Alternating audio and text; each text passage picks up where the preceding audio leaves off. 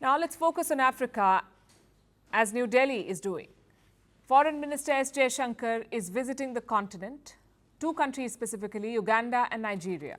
In Uganda, he attended the NAM summit. NAM stands for the Non-Aligned Movement. India was among the founders of this group. This was during the Cold War years. The idea was to not align with any camp, hence they were non-aligned. After the Cold War, the group struggled for relevance. And now the world is divided again in more than two camps. So what purpose does NAM serve? Here's what Minister Jaishankar said. A multipolar world with a reformed UN at its core is key. Economic decentralization with greater regional production is so as well.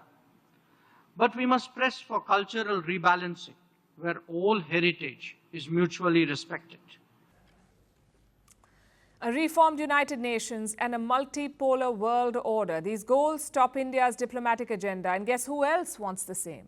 Africa, a continent of 54 countries chasing the same goals. This makes Africa an important partner for India. It is the second largest continent in the world, and in the current Western-led world order, Africa has been largely ignored. Not a single African country has a permanent seat at the United Nations Security Council. They do not get the representation they deserve. India is trying to change some of that. It has championed the cause of Africa. You saw that happen at the G20 summit.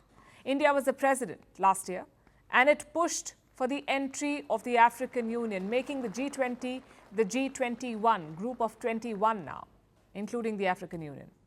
And now India is advocating for a reformed United Nations. It is talking about economic decentralization. Here's how Minister Jaishankar made that pitch. While globalization has had many positive results, it has also undeniably led to very deep economic concentrations. That much of the world today depends on production of a few geographies. Jaishankar said this in Nigeria, his second stop on the Africa tour. He chose Nigeria to bring up globalization. He said the concept is being weaponized. Obviously, he was hinting at the ongoing conflicts, the wars in Ukraine and West Asia. They disrupt free trade, obstruct the movement of goods, and limit the freedom to travel. Overall, the world is left with fewer trade channels. Needless to say, this hurts the developing world more. Countries like India and Nigeria, where governments must support large populations. And globalization is the biggest casualty of conflict. But together, India and Africa can contain the damage by synergizing and expanding supply chains. New Delhi is making significant investments in Africa. Jaishankar spoke about that too. We do see, if today I were to say, if there are some big geopolitical bets that India is taking, one of the bets is on the rise of Africa. That we are betting that in the next decade, we're going to see an amazing transformation here.